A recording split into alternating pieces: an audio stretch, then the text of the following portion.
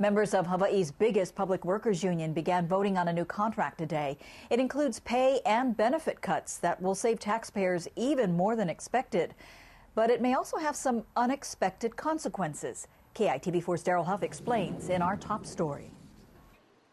They lined up at HGEA headquarters for the first day of a week's voting, many accepting the contract like a bitter pill.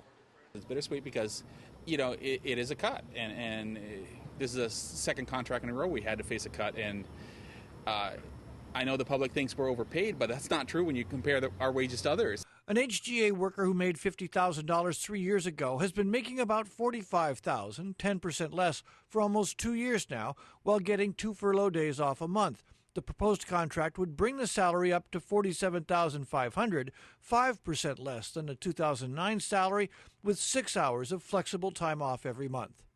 In the flyer urging members to ratify the contract, the union leadership points out that given the state's financial situation, if the contract went to arbitration, the outcome could have been worse. Given the economy, I think it's the best that we could have done at this time. Some HGA workers feel they are bearing more than their fair share of the budget cut burden. Sticking it to the government workers, you know. And others say furloughs and layoffs have brought low morale. That there's too much work for not enough people, and that's the hardest part.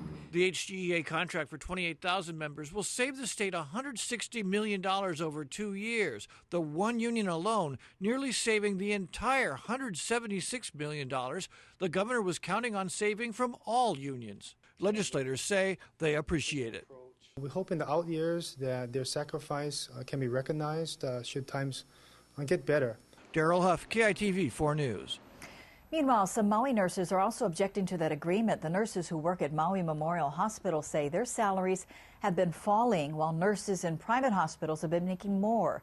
They also say they want assurance in writing from the public hospital management about how the additional leave time will be taken.